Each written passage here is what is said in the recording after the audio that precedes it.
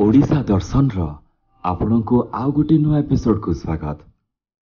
दर्शक बंधु, आशा आपण आज मध्य किछि नुआ तथ्य जानिबे, नुआ एक जगह विषय जानिबे आ बुलिबे।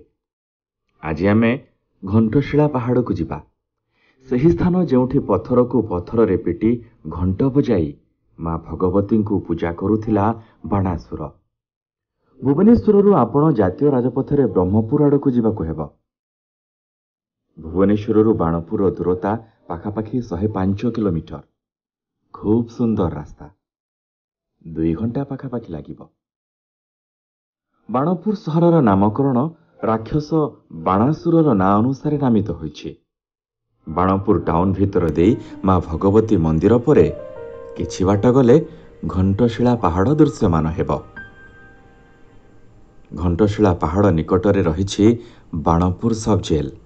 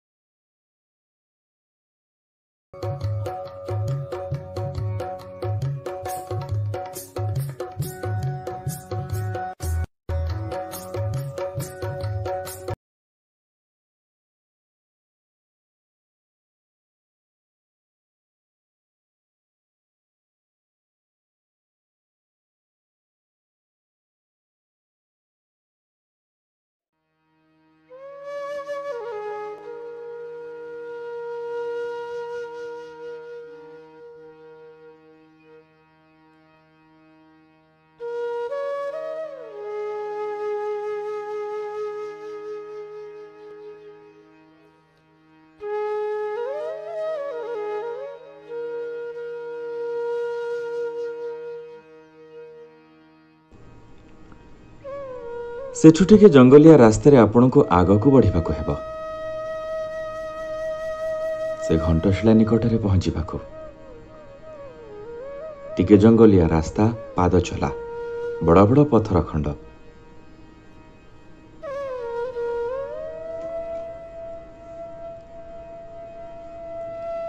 यही होछि सेही स्थान, सेही पत्थर जहा देहरु बाहरुछि घंटर शब्द। आमे प्रथमे अन्य पत्थर को बाड़े परीक्षा करिथिलु, किंतु आउ केउठी से घंट भली शब्द बाहरी नथिला। केवल एई पत्थर रे ही घंट शब्द सुनिबा को मिलिला।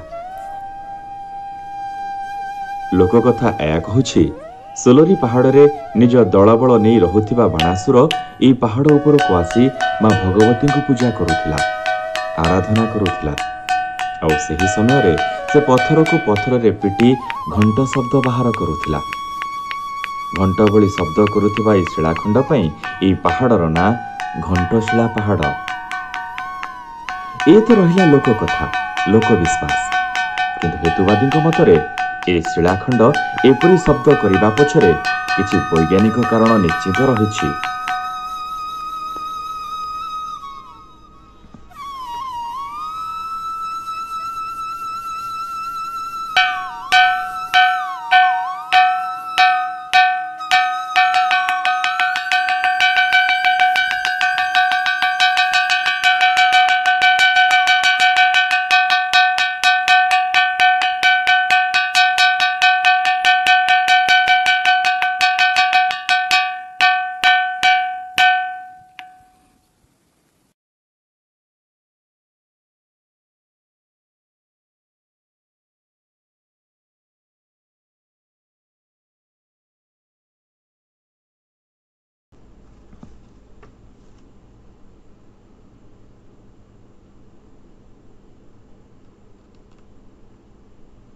ए पहाड़ उपरु आउ एक चमत्कार कथा हेउछि प्राकृतिक सौंदर्य।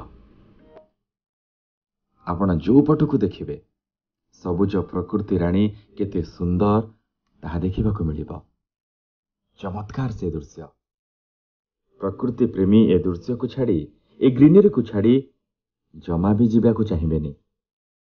आपण भी जदि केबे जिबे ए सबुज दृश्य आपण को भी बांधी रखिबो।